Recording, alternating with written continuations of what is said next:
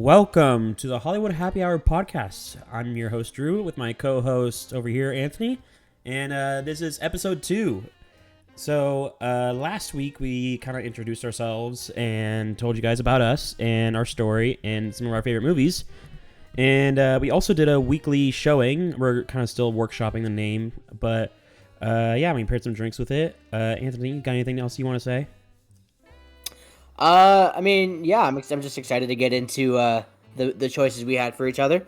I think it's going to make for some interesting conversation tonight. Me and him really haven't spoken about our opinions on the movies for the most part. I will say, when I told him I finished Superman, he tried prying everything out of me to really tell him what I thought. And I wasn't going to tell him because I wanted to save it for the episode, but I think this dude literally would have quit the podcast if I didn't tell him. Because I was just like, oh my God. I just wanted to know if you liked it. It was important to me to know that you liked it. So I did get a little bit of a spoiler on his on if he liked it or not, but I don't have much of his actual detail. Details. It was the same for my movie to his. So his movie, if you guys couldn't guess, was Superman, 1979, right? 78, 1 year off. Don't kill me. And then mine was The Wind Rises. And I'm trying to think here. What was I going to say? Oh, yeah. And so this is going to be like our first episode that's more like our usual format of like what will be talked about and like how the episode will kind of flow and things like that. Because now we're getting to our weekly showings and things like that. And also, we had a bit of a 2-week gap. So sorry about that. Our schedules got really crazy and things were happening and we just didn't have time to record or anything like that until the time we're recording now. So yeah. And I do want to get a little bit angry with Anthony because he chose to go to a Green Day concert instead of going to record a podcast with his best buddy. So okay, hold on.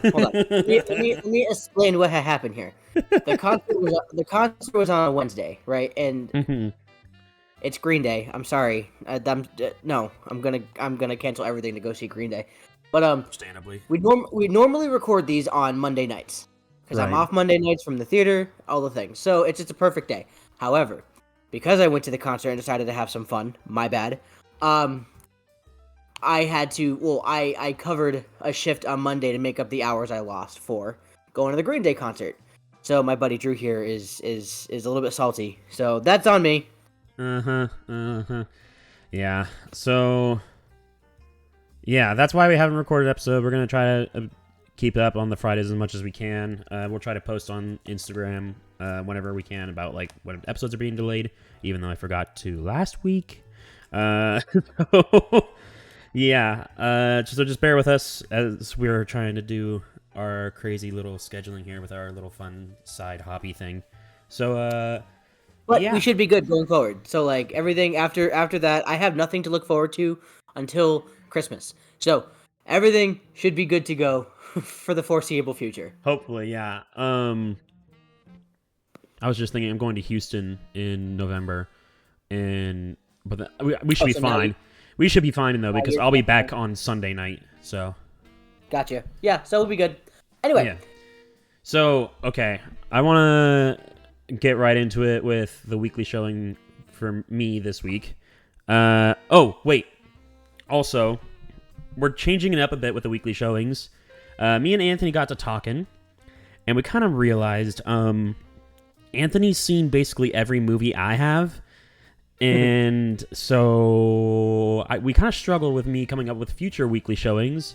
So it's more going to be, in the future, him recommending movies to me, and I watch them like a bartender would recommend drinks, right? Because he's the bartender in this situation. So... what was I going to say? So it's probably going to be more him recommending things, unless if it's some sort of special week or a special month type deal. Like, for instance,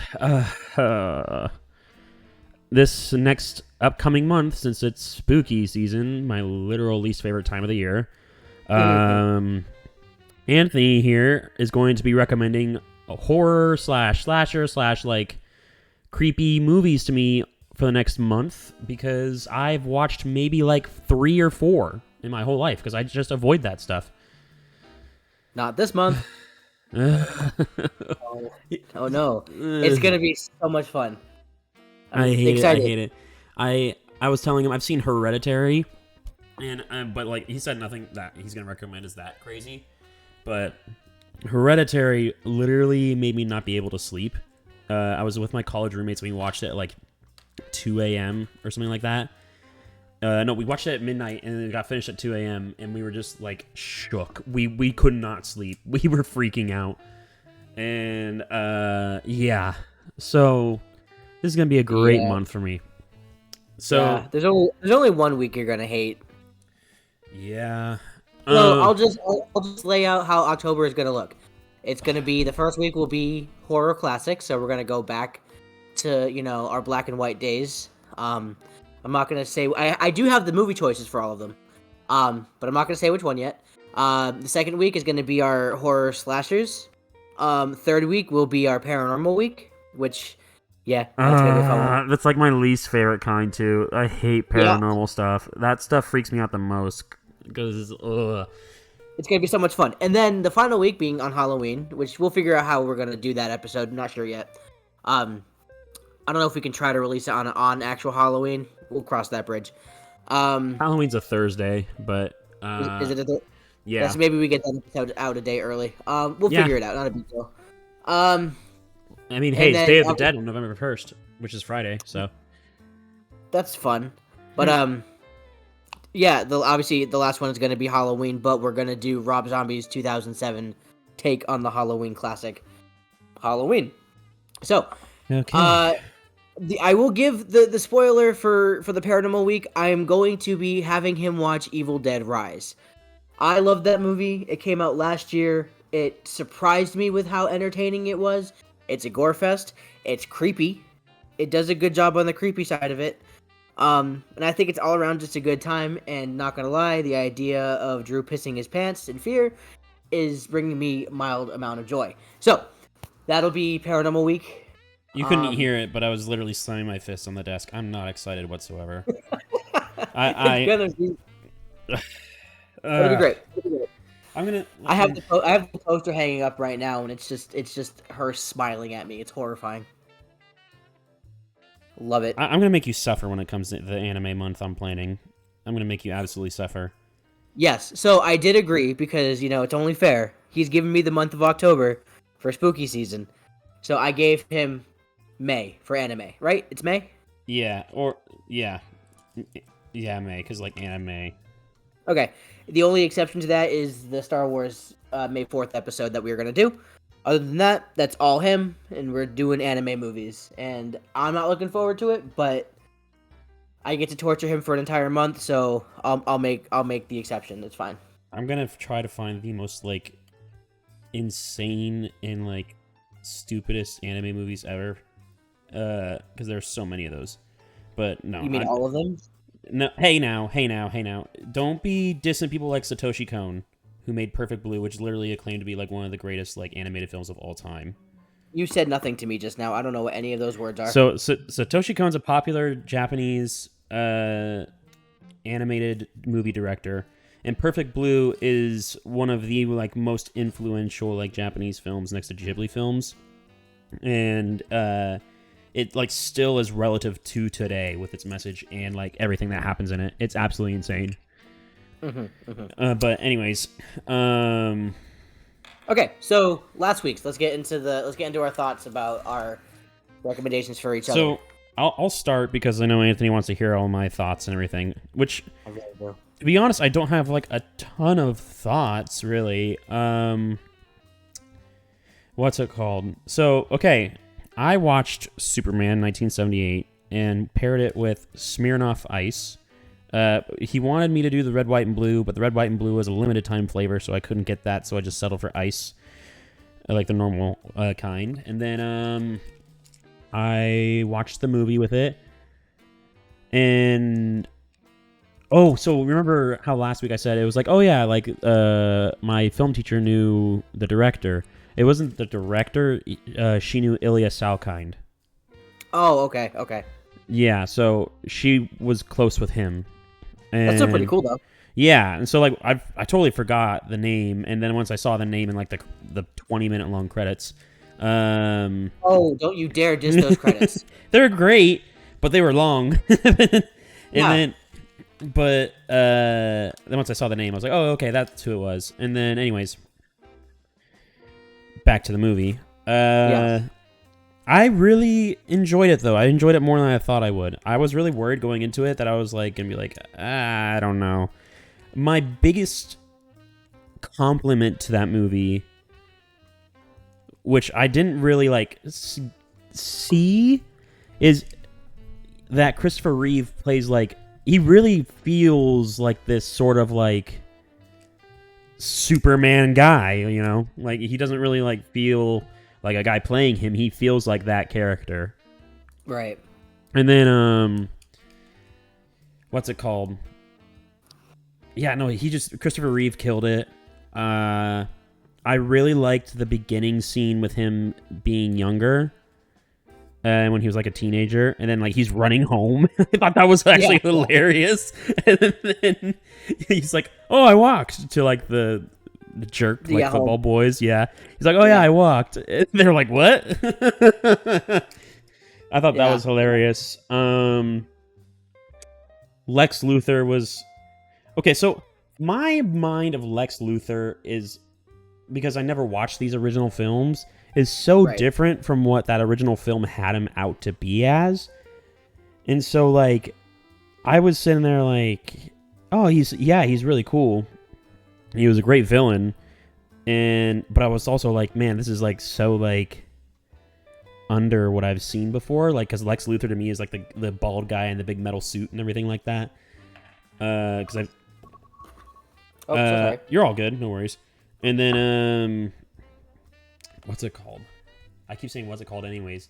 But the line this sounds horrible. The first time I heard the line, like the bubblegum rapper like line, was Ready Player One. So like to actually like hear that line where it came from was cool. You know what I'm talking about, right? I do, yes. Yeah. That's actually a really cool line. I like that a lot. And then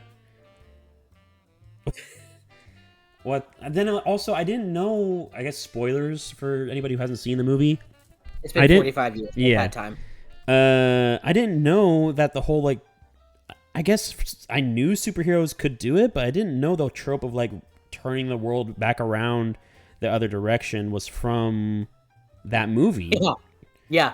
It was. So when I saw Lois Lane die, I was like, what?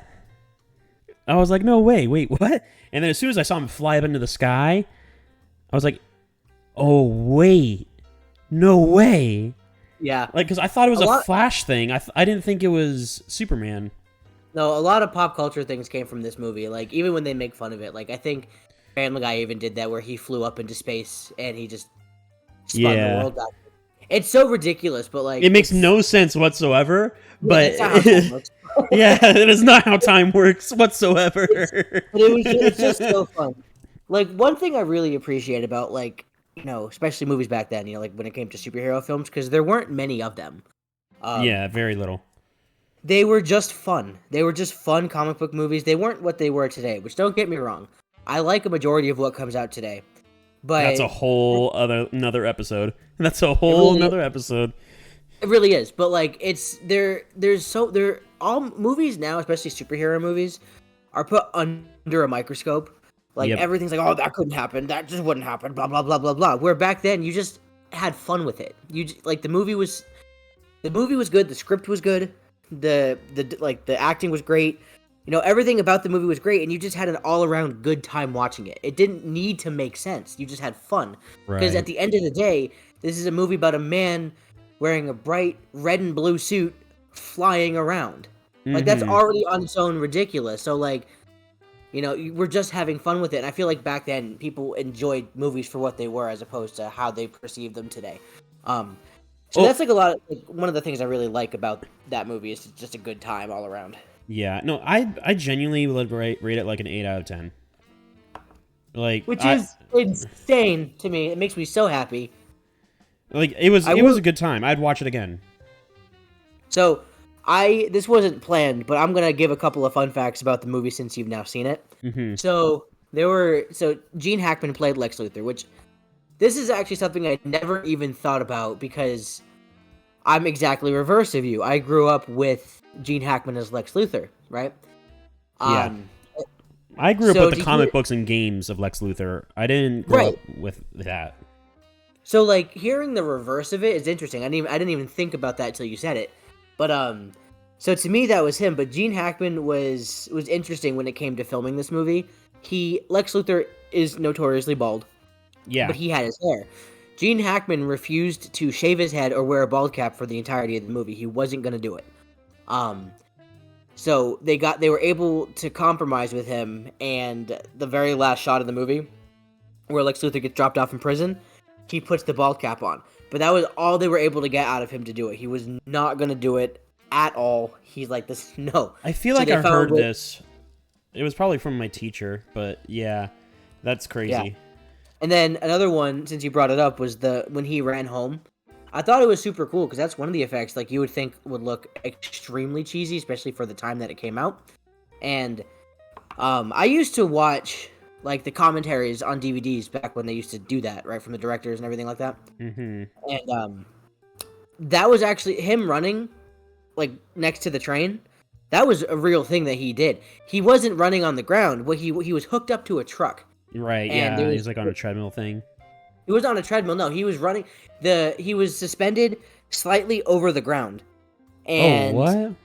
Yeah, and the truck was just driving next to the train, and he's held out. There's an arm attached to the truck, and that had him down on wires. So he was actually doing the motions of running and was being filmed in real time. It was just the speed of the truck matching the speed of the train. So like that was actually happening. He was really moving that fast. That's crazy for this scene. Yeah. So like they got really creative with the effects and things, like with everything they did in that movie, which is one of the main reasons why I have so much respect for it, and why I think it holds up today. Like like I talked about last time, they created special effects to make this movie look as good as it did, because one of the things was if they couldn't make this look real, then they weren't going to do it. They weren't going to do a cheesy film. So they spent a lot of time really bringing it to life, which is something that one of the reasons why I think a 70s superhero film really does hold up to this day. For sure. Man, I wish I could switch out my time in that film class with you, because like you probably would have appreciated what my teacher was talking about with Elias Salkind and everything like that so much, because she would talk about him every day in class. I'm not even kidding. And she would talk about Superman like every other class. Yeah, I'm a bit jealous of that, not gonna lie, but it's still cool that you got to experience that. Mm-hmm. Like even if you, like you said, you hadn't seen it, but it's still cool to be like, wow, this is a thing, like it's a big deal. There's some facts that you'll probably tell me in the future that I might have heard. I just don't remember them. Like that one about like his bald cap, I feel like I had heard before. Yeah. And then the effects one probably I did hear at some point, but yeah. Oh, okay, so a little bit of complaints I have about the movie, though. They're so tiny nitpicks, though. One of them's not even a complaint. It's just a funny thing. Everyone in the movie is so horny. It is like, oh my gosh. Superman wanted Lois bad. Bro was using X-ray vision to see her underwear. Like, bro was insane. Yeah, but it was still like, oh my gosh. And then, like, every time like they got around each other, it was like, bro, what is happening? The tension here is crazy.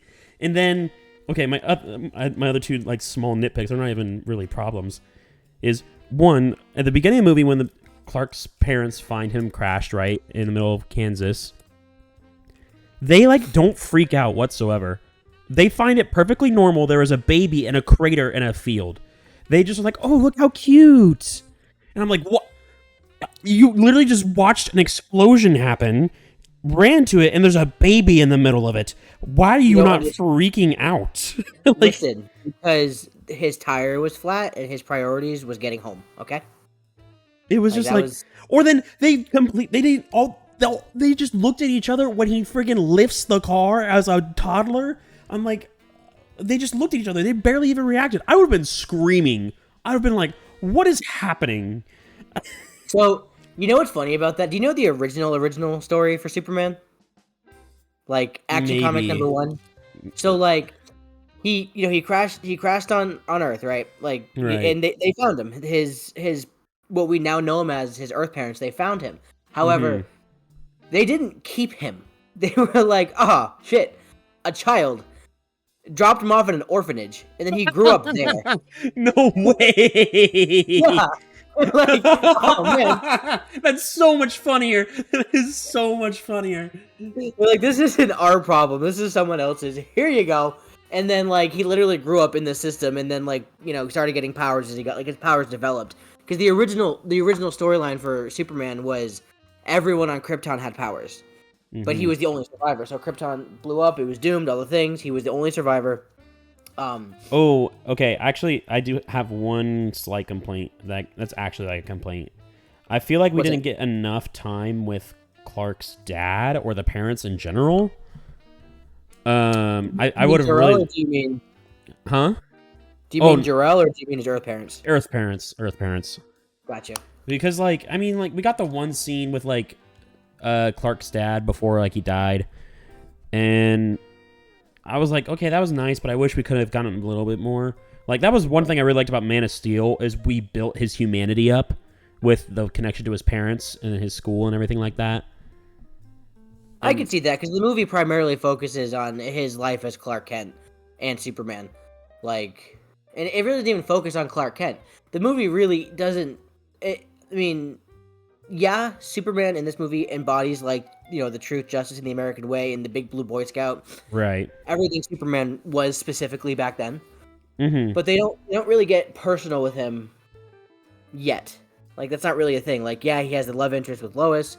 So I can see what you're saying there, because everything kind of just happens. Now it happens like in a and to me a satisfying way. Like I don't feel like I'm missing out on anything. Right. But also part of that is because I know I've been reading the comics forever, so I just know it. Yeah, I also just thought that the dad's death was a little too sudden. I was just like, oh, he just died. He's on the ground. He's dead. Well, they mentioned it at the beginning, like when he found him, like hey, the doctor said about your heart, take it easy. So they mentioned it. Oh, I missed that one then. Yeah, that was at the beginning when he was changing the tire. Okay, here's why I like that better though than the stupid tornado scene in Man of Steel. I love Man of Steel, but him dying in a tornado for a dog. I'm gonna nitpick this real quick, okay? He goes to save the dog from the tornado. Dog escapes. Great. He gets his foot lodged. He dies in the tornado, and Superman doesn't save him because whatever. Okay. Later on in the movie, when like we see Martha Kent at the house, she has a different dog. That dog was not around much longer after that. Yes. Like the dog was gone. Like, bro, really? Like, I'm so sorry, and I'm all for dog is part of the family. But if not savable from giant tornado, so sorry. They already replaced him. They replaced him later on anyway. Why? That always pissed me off for no reason. It just not for no reason. For the reason. This probably was a continuity error. Who knows? It just always bothered me. With this one, I like this better because he even says the line at his funeral where he's like, all of those things that I can do, and I couldn't even save him. Here's the real thing, though. Superman has like big, really good hearing, right? And then also has like, he can run really fast. Bro did not run fast at all to get to his dad when he was on the ground. Bro did not hear that heartbeat coming. He was just like, all right. See, this is what I'm talking about the modern day nitpicking. I'm just nitpicking the nitpick right now. I'm literally just doing it because it's funny. It's like, because, they talk about like how Superman can hear every single heartbeat on the planet. Okay, cool. That sucks for you, but cool. Like, he can do that, but like, yeah, no, is there things that he could have done? Oh, 100%, absolutely. Yeah. But like honestly, if we want to go to that point, he could have flown up into space.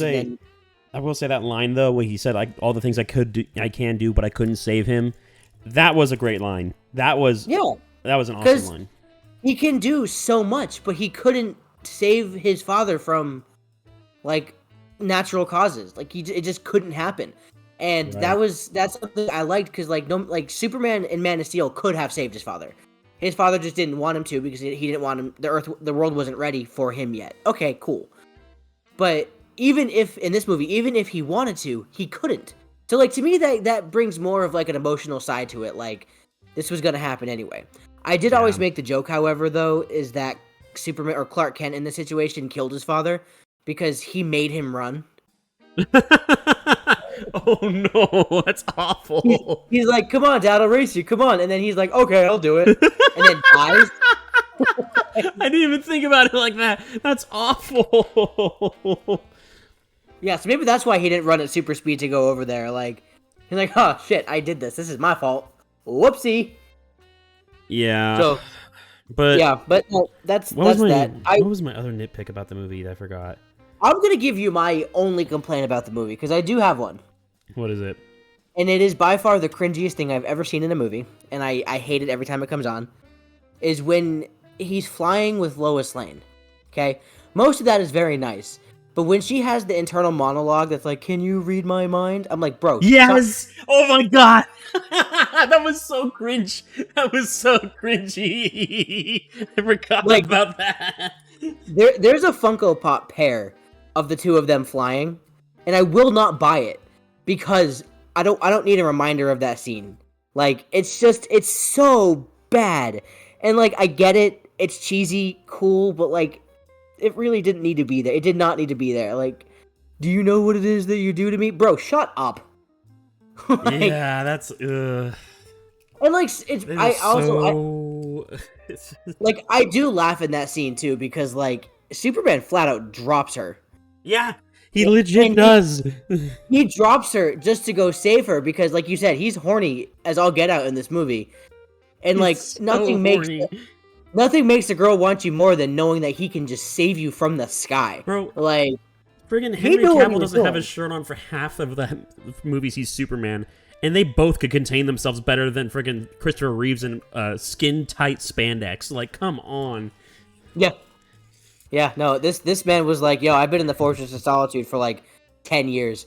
I'm gonna need something. Let's go. Dude, he was trying to make up for lost time immediately.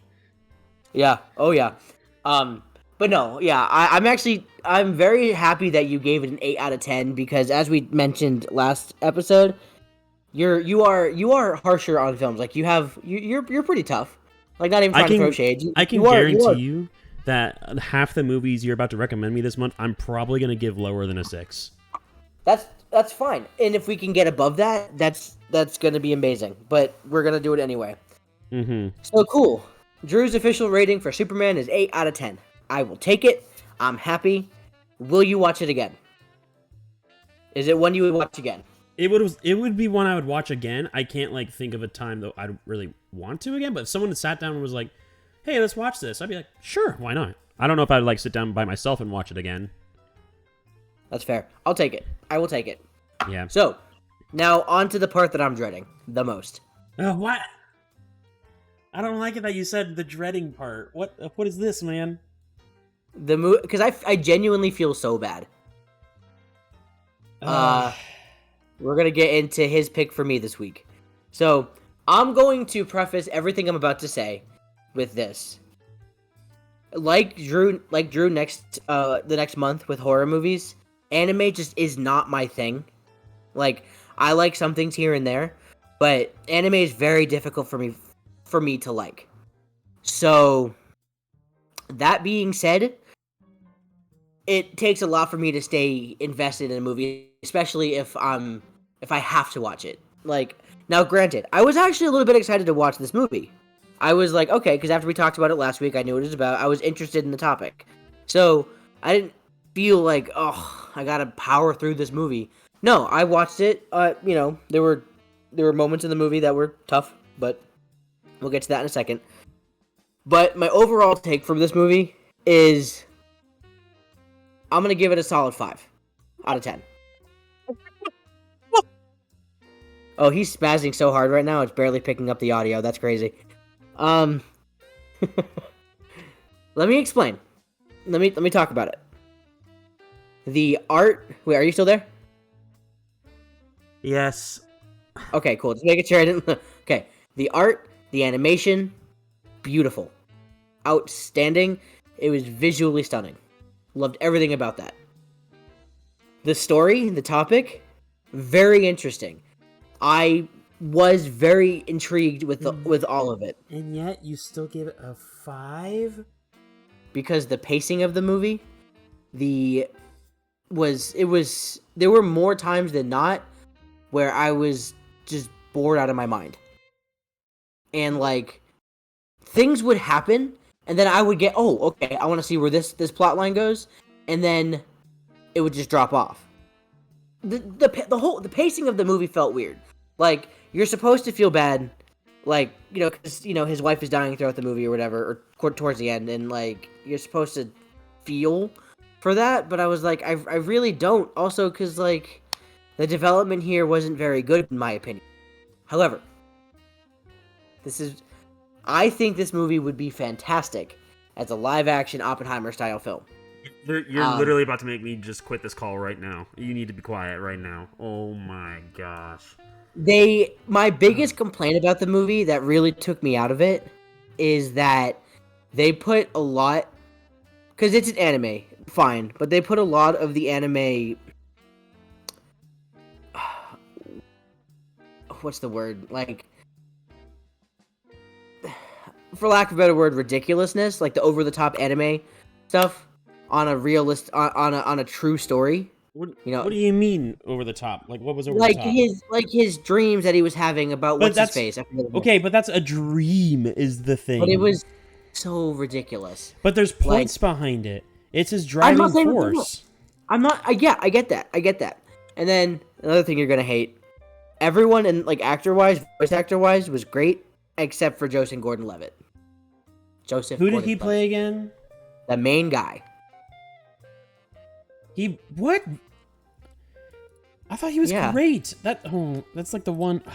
He was so wooden the entire time. It's because that's who Jiro is. He's wooden. All he cared about was his engineering and his planes, and then his wife. There was just no emotion behind. I was like, okay, like he was part of what made it boring. I did not care. Like, if I don't care about the main character, if I'm looking for all these side characters over the main character, that's a problem. Well, that was my biggest thing with it. Because Jiro Horikoshi was a legitimately like wooden guy, like in real life. Like, he was not eccentric. He was not bubbly. He was go to work, go home, love my wife. That's it. And his whole life was his job. That was it. Uh-huh. So he was a very wooden guy, and so that was how he was portraying it. Yeah. I guess maybe then he portrayed it a little too well, because it took me out a lot of the times. And, like, I forget, I don't remember the names of the characters, but the character John Krasinski played, I was like way more into that, and he was barely there. Like, he was a side character, which is fine. I liked everything. Like, I was liking it up until he had to go, what was it? He had to go to Germany, like, toward the middle of the film, to work with the German engineers. Mm-hmm. Like, when he was in school, like, when he, at the very start, then when he, the whole fire situation, I thought that was cool. And then everything while he was in school was awesome. And then when he went to Germany, that's where it started to lose me a bit, which is interesting, because that's where you think I'd, like, really pick up. Like, oh, we're getting into some of the, the prerequisites to the war. Like, that's going to be interesting. And it just, it lost it for me. But I didn't hate it. I did not hate the movie. That's why I'm giving it a 5. The 5 just means it was average for me. Like, I definitely would give it another rewatch one day. Absolutely. It's kind of like you with the Superman thing. I'm not going to go out of my way to watch it again. But if you had said, hey, we're hanging out or whatever, and you say, hey, you want to watch this? I'm like, you know what, sure. I'll give it another watch. I did not hate it by any means. It was just a little slow and kind of boring in parts. It lost me a lot of the way. That's valid. Okay, I guess for me, when you said 5 out of 10, to me, I have such a teacher brain. When you say 5 out of 10, that's a failing score. It's not like that. It's average. No. Yeah, and so it's like 5 isn't average. Like, it does a lot of things right. It does a lot right. It's just the overall story, the script, specifically the script, and how they went about telling the story just took me out of it a bit. And that's why I gave the precursor to this of anime is very difficult for me. So I think if I'm gonna watch an anime, it's weird, but almost the less realistic it is, the more I'm gonna like it. In the sense of this was a real life topic, and they put the anime twist on it. I think I liked that less, which is why I think I like Spirited Away more, right? Because that is just a whimsical story that is really nothing. You know, it's the spirit world and all that stuff. And I think that's why I liked that more. It wasn't based in reality, like a real life story. I wonder, what if it was? I wonder if you'd like Your Name then. Your Name is more based in reality, but it's also still whimsical and like crazy. It's not really like based on a real story or anything actually whatsoever. But it's like way more out there, but it's still like not crazy fantasy stuff. Yeah, like the feelings I got from Spirited Away, one, I wasn't bored the entire time because like there was a sense of like the movie starts out, you know, they're driving to this new place and they stop off. I forgot they got lost or whatever, but they stopped off, and there was like that sense of mystery at the beginning where they eat nonstop, and then the parents turn into pigs. And it's like, what the heck? And then she's lost in this, like, it starts turning to nighttime, and she's lost in this spirit world situation thing going on. So like there was an element of mystery.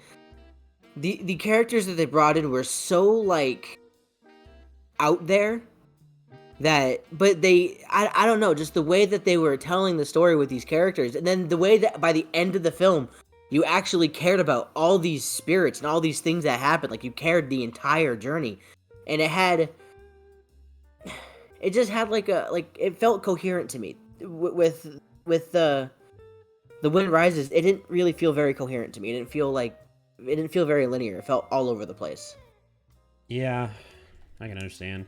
It's funny when I think about like my favorite Ghibli films now, which is The Wind Rises and Princess Mononoke. A lot of people would consider them to be like the most boring of the films, and of like the Ghibli films, which is crazy to me because Princess Mononoke is like tons of good action in it. But like I don't know, I just really like the slower paced films, I guess. To me, they're just more.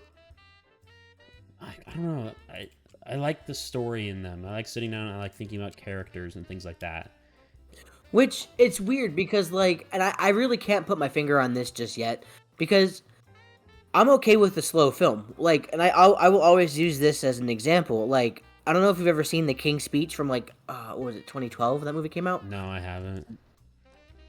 That movie is literally about, I forget the character's name, but Geoffrey Rush, his character, teaching the King of England, who has a severe speech impediment, you know, a really bad stutter, you know, how to get over that stutter. That's the plot to the movie, you know, because it was during wartime, Right. and he had to be able to address the nation. But the way that story, it won Oscars. I think, I don't know how many it won, or if it just won the one Oscar, but you know, it did win, and it has a way of going about it, but it's, for lack of a better word, it is boring. But I didn't feel bored in that movie because of the fact that it was just the storytelling. I was intrigued. I felt involved. I didn't feel involved with this movie. I think that might be the difference.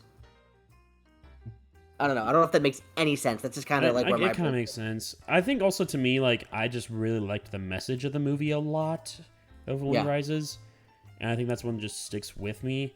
Also, I'm kind of somewhat of a sucker for romance, and I think the like connection between Ashitaka, that's Princess Mononoke, Jiro, and then his wife was like really well done. Like, I remember like, I mean, like, this is just the art and the way it looked, but like the scene when like they get married, like when she walks out in her like kimono, I was like, holy crap, that's like beautiful. Like the way that looked. And I just remember being stunned during that scene, and just the connection between them and like the reasons why they were doing it was so sad, because like Jiro knew his wife was going to die. And then the very end, the scene where he's literally looking over a nuked Japan, like a symbolism for that with the man who he tried to change the world of planes himself. Tried to change the world of planes, and because of this Italian guy, I can't remember the names right now. Looking over the destruction planes have caused, I think it's a beautiful scene, and then it's also him saying goodbye to his wife as well. The ending was very nice. Like I say nice, like it wasn't a happy ending, but it was a beautiful scene. Like I said, the movie does do a lot right.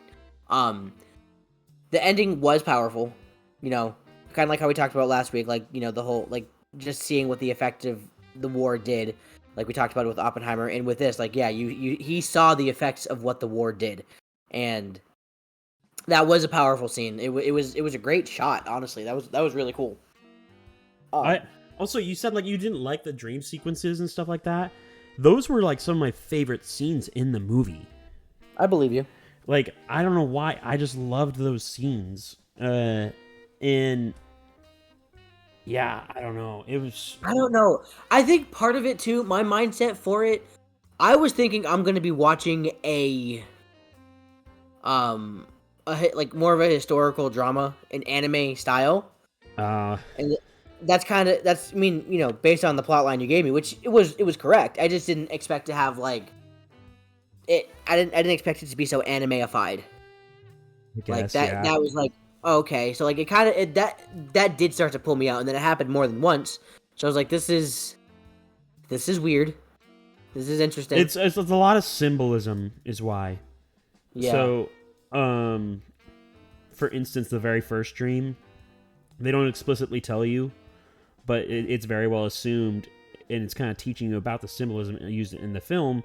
Is we watch him flying a plane, but in the middle of flying a plane, he can't see, so he crashes, and then he learns through that he can't fly planes because he can't see well, and so because of that, he reads up on the Count Caproni, and reads about how he builds planes because he wants to see them fly, and so he chooses that path instead. Right. And so, I said, I liked that part. I did like that because he asked I can't see, or whatever. I forgot exactly the lines, but they said he couldn't either. He's worked on so many planes, and he's never flown in them, or he's never flown them once. I'm oh, that's cool, and that set him up. That's what I'm saying. I loved the beginning part. I loved all of that. And I thought that was cool. And then I just feel like the dream sequences kept getting weirder. I guess? I don't know. Yeah, well, I think it's because, I don't know. I don't know the exact reasons behind it, but I think it was because, I don't know, because it was supposed to be he felt connected to this Count, and, they're sharing their dreams together and things like that, and he needed somebody to vent to about his designs because he didn't really, I don't know if it wasn't he didn't trust, but he's an egotistical guy. Right. And he didn't, throughout the whole movie, he doesn't really ask for help on his planes from anybody besides the Count. Yeah. And so his dreams were kind of his debrief, which I thought was really cool, and also kind of states to his character, because he definitely knew he was good at what he did. Right. So I don't know. It was just that movie for some reason has left an effect on me, and I don't know why. I couldn't explain it to you. I just think the message behind it was really strong, and I think it stuck with me for some reason. Which is great. Part of why, I like that we're doing this is we're going to have difference of opinions, and it's interesting to see how other people, perceive their favorite movies and what it means to you. I didn't get the same, takeaway, but you did. So that just kind of shows the effect that movies have on the individual person. So that's kind of why I did enjoy it, so because I could see what you're talking about. What you're saying doesn't not make sense to me. It makes sense. It's just I didn't have that same takeaway that you did. Did you drink an old fashioned with it? I did. Okay. I may have had two because I make them. Oh no! Well, I mean, I'm seasoned. It's okay. I mean, no, it wasn't even that. It was just I may have two. It was that bad of a time. It was oh, man. No, I just make really good old fashions. Well, you need to make me one. I did too make you one. No, When? you got the Long Island. Never mind. Yeah, I don't think I've ever You- ordered an old fashioned from you before. I don't know why. I used the maraschino cherry juice instead of like simple syrup or bar syrup or whatever. Ooh. Or like because like I don't eat the maraschino cherries, but I definitely because I buy them for the juice and I put I do put the cherry in there, and then with the bitters. One time tried making a old fashioned for a friend, and like, I think you could have legally said that I poisoned him, like, because I made it way too strong. And he drank one of them and then was puking in the bathroom for like an hour. Oh. And I was like, oh, I definitely didn't make it right. There's one that I have, and honestly, this isn't even my recipe. One of my friends recommended it to me, and it sounded delicious.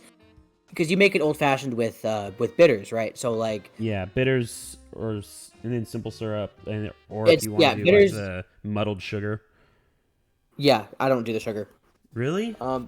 No, the maraschino cherry juice is sweet enough. That's true. So, but, depending on the type of bitters that I'm using. So, like, my friend put me on to chocolate bitters.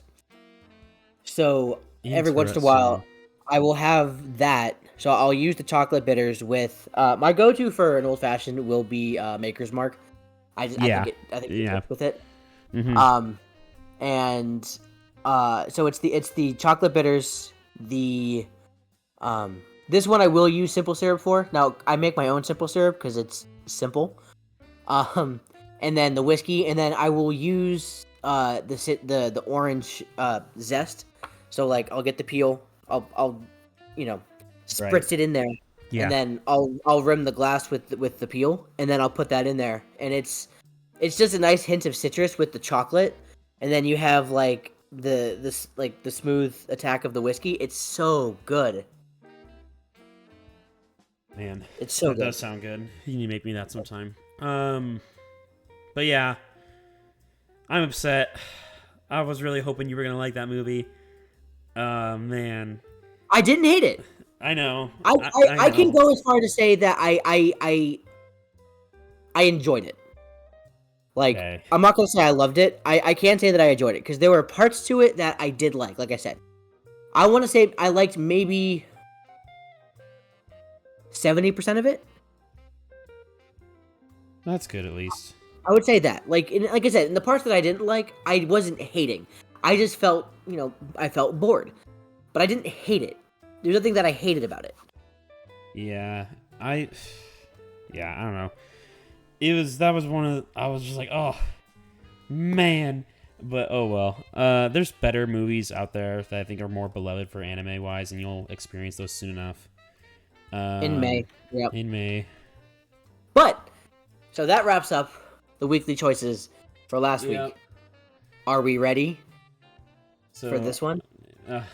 So are we starting the Halloween stuff now? So, yes and no. So we before the show we had decided to do just the one pick. So I'm gonna pick this week. However, this is a movie that I have not seen yet, and he definitely hasn't seen. So next week we could still talk about it fresh, brand new. It came out last year, and we're recording this on a Sunday, the 22nd, and I believe today is the first day of fall. So either yesterday or today. I think it's today. But it being the very beginning of fall means we gotta bring in. What do you think it is? Is it Midsummer? No, that's a good choice though. But I was like, no, I don't know. I don't want to watch Midsummer. No. That movie would freak me out too much. Ari Aster is literally the most demented son of a bitch I know. It's like, oh. No. Nope. This one we're gonna do. Probably the only fall festive movie that revolves around the Thanksgiving time, and it is Thanksgiving. Thanksgiving. It's a horror slasher film that came out last year. It is... Okay, this movie has an interesting history. So, like, 10 years ago, what? These filmmakers released a... You're making me... What? I'm Googling this right now. What in the... How have you never heard of it? It was a big deal when it came out. It got a 6.3 out of 10. Oh my god, I'm gonna hate this movie. It's okay, first of all, horror movies never do well. Anyway, So here's the thing. So about 10 years ago, these guys made this fake movie trailer called Thanksgiving. And all it was just an extended trailer. It was for a movie that was never going to come out, and they did that on purpose. It was just them making like a cheesy, campy 1970s, 80s style horror film trailer, right? And it was ridiculous. Like the kills in it were ridiculous. Well, flash forward, it got picked up for a movie. So they turned that trailer into this movie. And they took a lot from that original trailer and they integrated it into the movie. After we watch the movie, I'm going to send you the original trailer from 10 years ago. And I want to compare notes. It's a little bit more graphic than what the movie is. But yes, that is the pick to start off this fall spooky season. We're going to go with one of the only Thanksgiving-themed movies to exist, and that is Thanksgiving.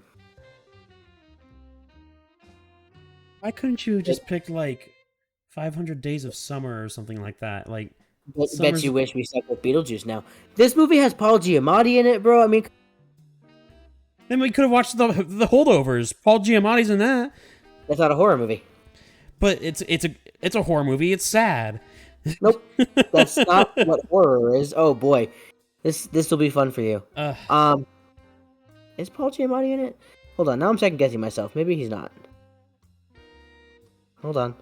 If only you could see my face right now. I'm just... No, we're going to have fun. Because I'm convinced that one of these days, one of these horror weeks, you're going to be like, oh, I actually really liked that. I can guarantee you I'm not going to think about this friggin' movie.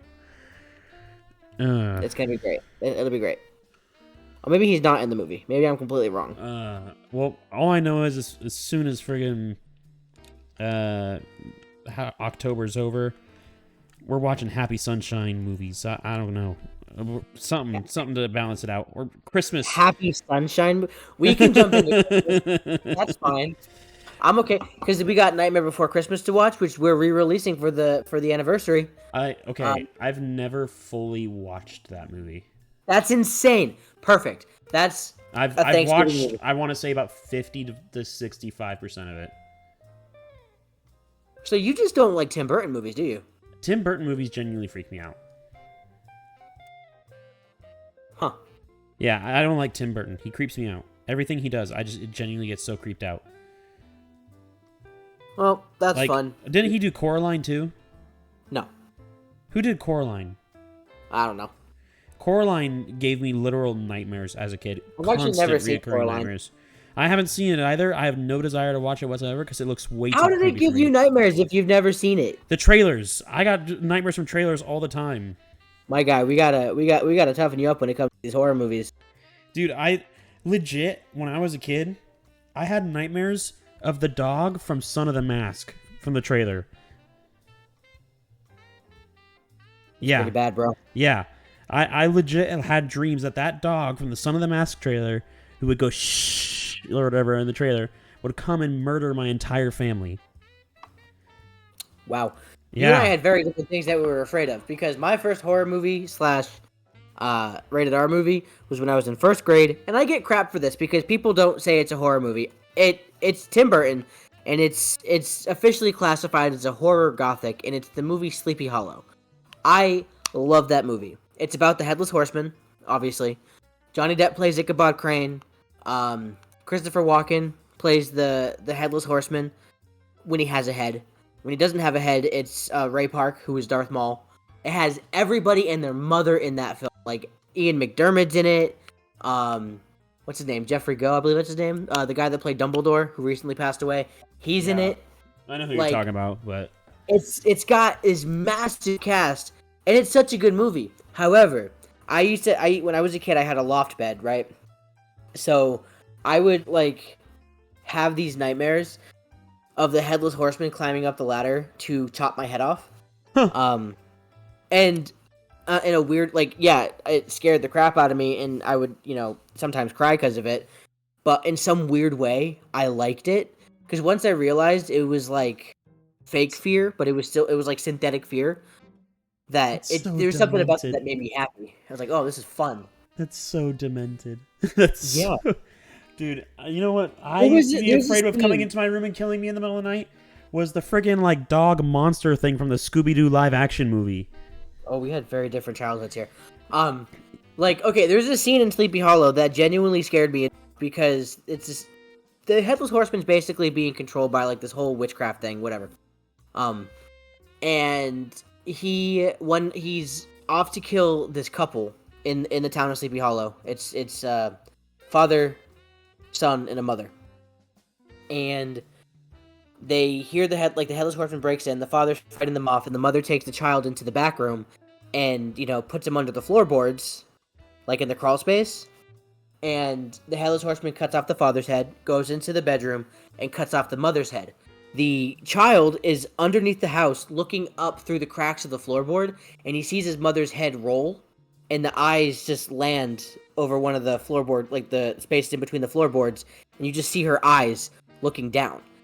And then he picks up the head, and he's walking out. As he's walking out of the front door, he stops. And then he turns around aggressively and just starts destroying the floorboards. Like, he realizes the kid's there. He pulls up the kid. They don't show this on camera, but he cuts his head off too, and then puts all three of their heads in a freaking bag. And that scene as a kid scared the crap out of me, because I was like, oh my god, what if this happens to my family? And I'm not a safe person. He's under the floorboards. But yeah, I loved it so much. It's such a good movie. That's Hell, wild. we might use that. I don't know. We'll figure it out. Oh man, dude. Yeah. I'm so excited for spooky season. You have no idea.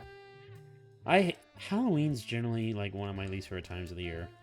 Because, yeah. The only thing I liked as a kid was dressing up in costumes. And now that I'm too old to go do that out in public, No, you're not. I just sit in my house. I don't get invited to parties, Anthony. So I just sit inside my house and then pray kids don't come knocking on my door begging me for candy. And if I do have to worry about that, I lock the door and then put candy outside on a bowl. Bro, just turn the porch light off. They get the message. That too. No, I had that happen once where kids were knocking on my porch still. Then leave them alone. They'll go away. Mm-mm. That's the benefit of being on the third floor, is kids and inside of an apartment complex. It doesn't happen to me. I get to sit, well, not this year, but previously I got to sit and enjoy Halloween night, watch spooky movies, and get a pizza. Papa John's does this pumpkin-shaped pizza, so I'd get that. It's disgusting. Yeah. Wait, you don't like Papa John's? No, that pizza specifically. It's their thin crust, like really thin. Oh, okay. And it was just nasty. It wasn't good. Yeah. Oh my god. So I had Max open because I was looking at like the Ghibli films earlier. You remember the movie Bodies, Bodies, Bodies? Yes. That was genuinely awful. Have you seen that movie? I have not, but dude. Okay, I've heard things. Okay, one of the weeks I'm making, during October, I'm making you suffer through that movie. That movie made me pissed off. It was so genuinely bad. One of the weeks we can definitely do, you can recommend, like, you can still recommend movies. It's just primarily going to be me recommending you one. So if 1 week we have 2 movies, I'll go ahead and watch it, because I still want movies to watch. Yeah, dude, Bodies, Bodies, Bodies was so bad. I'll recommend that 1 week, but I literally... there was one point during the movie I was tempted to leave. I was just like, oh.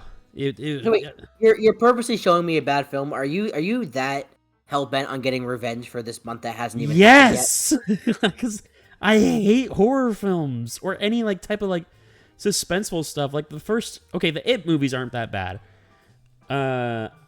They just get me stressed. Not. What movie was it? Dr. Sleep, I watched. Did you watch Dr. Sleep at all? I love that movie. It's not even a horror film. It was really good, but there was a couple scenes in that movie where I had to turn away. I couldn't watch. It was like the kid scene. When he sees the dead mother and child? No, when they're freaking killing the kid. They're killing the kid, what?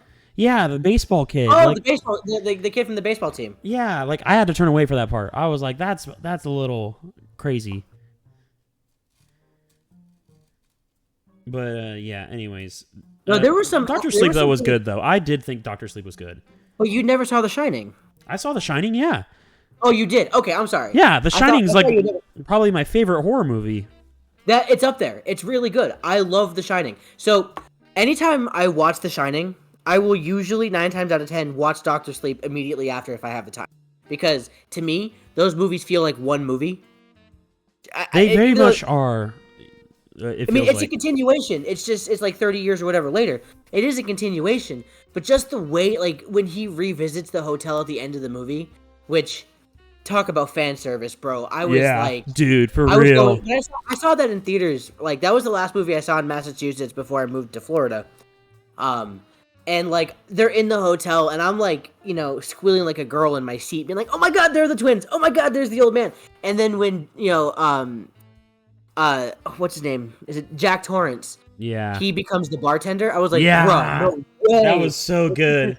This is so awesome." I loved. Oh man, I love that movie. I had a so when I went to see Doctor Sleep about a month before it came out, I hadn't seen it, but my roommate in college at the time was a huge Shining fan, and so he made me watch The Shining with him, and then we went to the movie together. And I remember he was so like torn about it being a sequel, and then he went and watched it, and he left. He was like, "I almost like that as much as The Shining," and I was like, "Whoa, that's crazy." But yeah, dude, it was. Oh yeah, and I also got to go to the hotel in person. Which one? Because there's two for that movie. The exterior. I've always wanted to, because there's two for that movie. So like, I forget which one, because they shot the interior somewhere else. Yeah. And I remember the big deal with that one was, what was the thing with it? They didn't want the exterior, because they didn't want people going to that hotel, or they didn't want it to ruin the reputation of the hotel. I think that's what it was. And then they didn't realize that when the movie came out, that it would boom, like the business would boom there, and people would only want that room. I think it's like 218 or something. Yeah. If anyone's listening to this and is a fan, like a super fan, they're gonna be mad at me because I think I got that number wrong. It's like 228, right? Something like that. 228B to 228A. I don't know.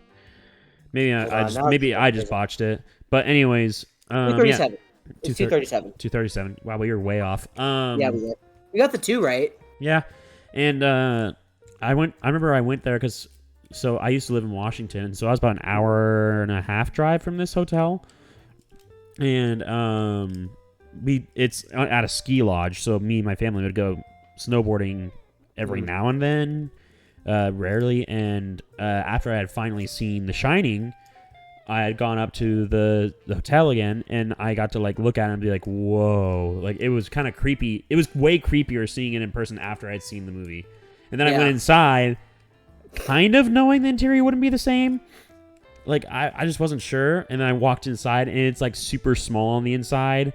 Yeah, and I'm just like, well, this is depressing. Yeah, the interior was shot somewhere else. I forgot what hotel, but it looks the same, I think, still.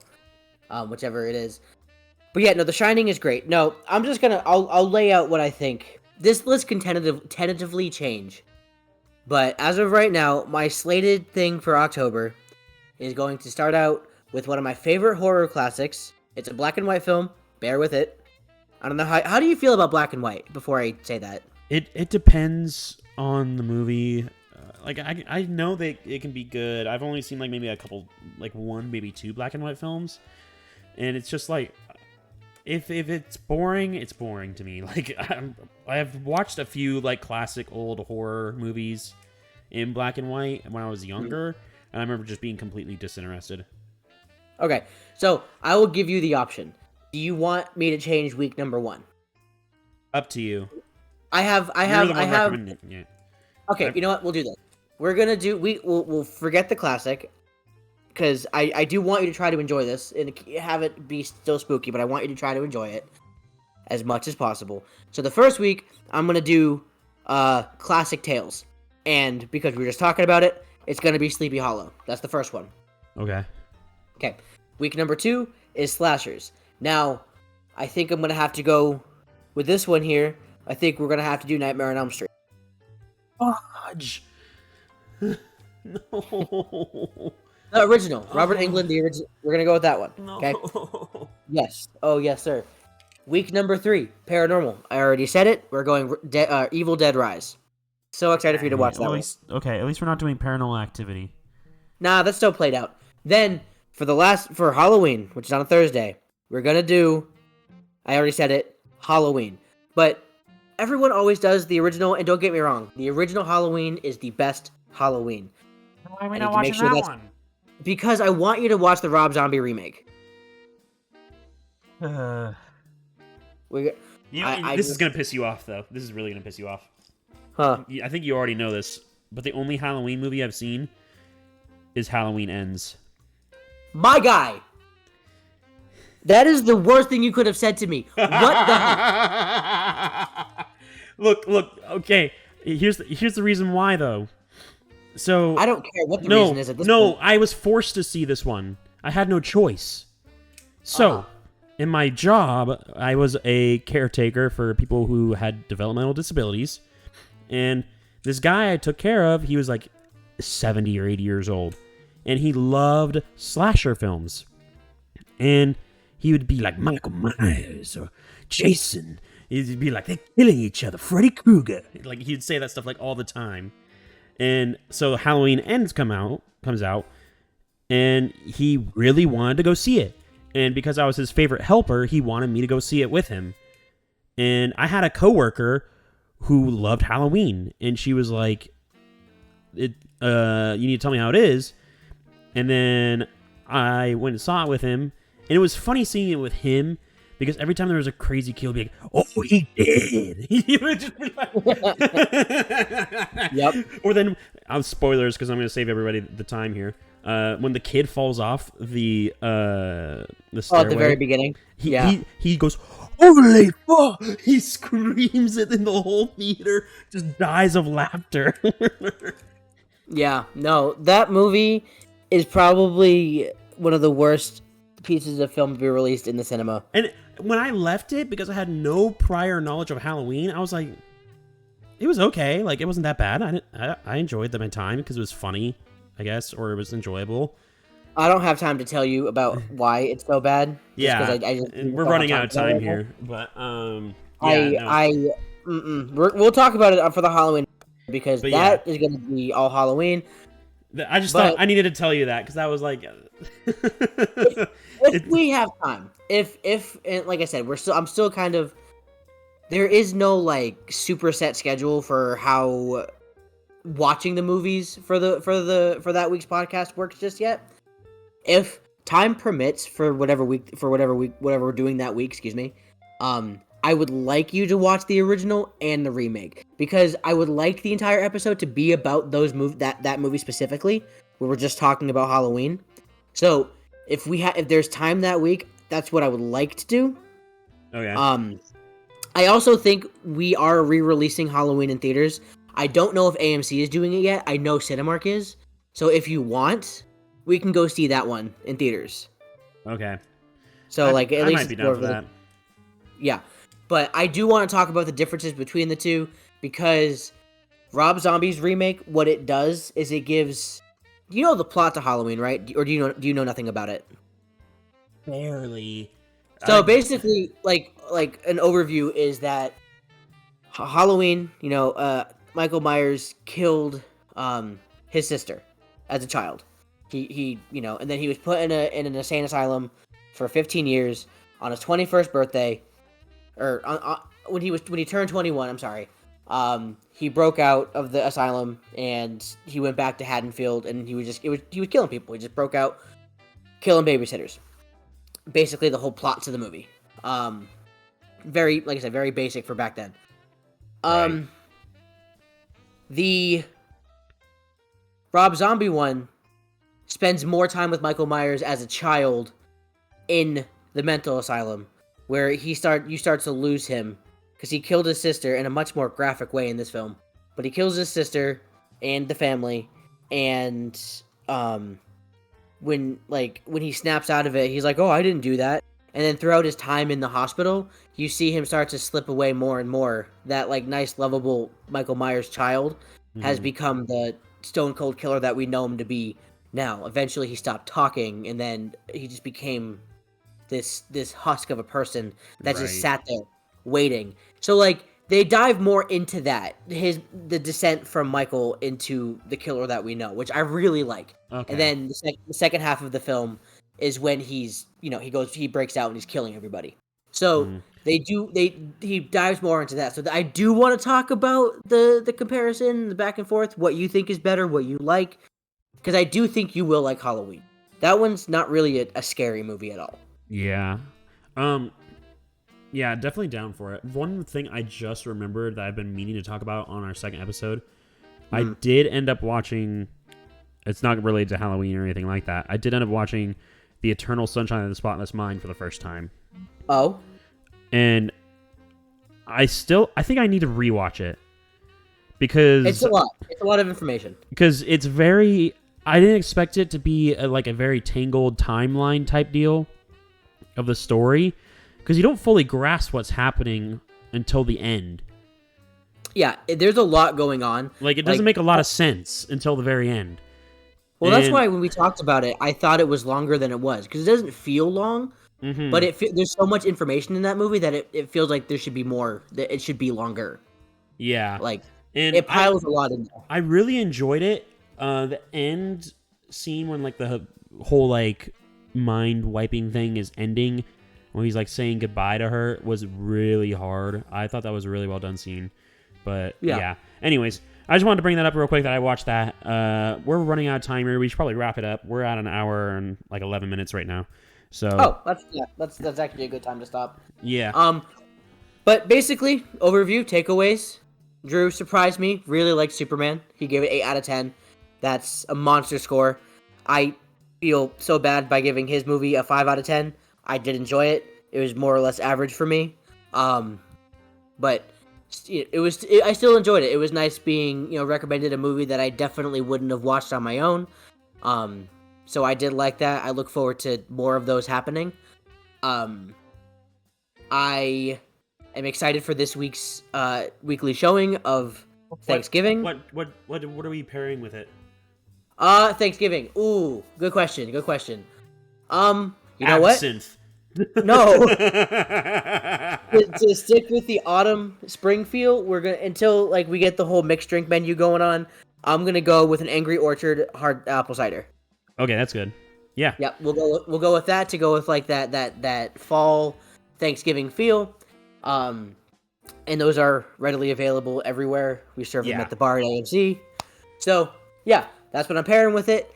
I will pick some up because, like I said, I have not seen this film either. So next week when we talk about it, it will be fresh for both of us, and I'm excited to have that conversation. And I looked it up. It is on Netflix. Yeah, I'm excited to start this horror journey with Drew. I'm optimistic. I think you actually might come around to something. So we'll see. I'm not excited. I'm not. I'm genuinely not. You should be cautiously optimistic. I'm just glad there's not a ton of paranormal stuff. I couldn't sit through The Exorcist. The Exorcist would freak me out way too much. Okay, the first one you'd be able to do just fine. Nothing happens till the very end of the film. I promise. It doesn't really hold up. Yeah, I don't know. Yeah, anyways. Don't worry. Nope. All right, so that does it for episode 2 of the Hollywood Happy Hour podcast. Thank you guys so much for listening and watching for episode 2. Hopefully we can keep our schedule on track for the future. So, thank you guys so much for listening and watching, whatever platform you may use, and we will see you on the next episode. Bye! Bye!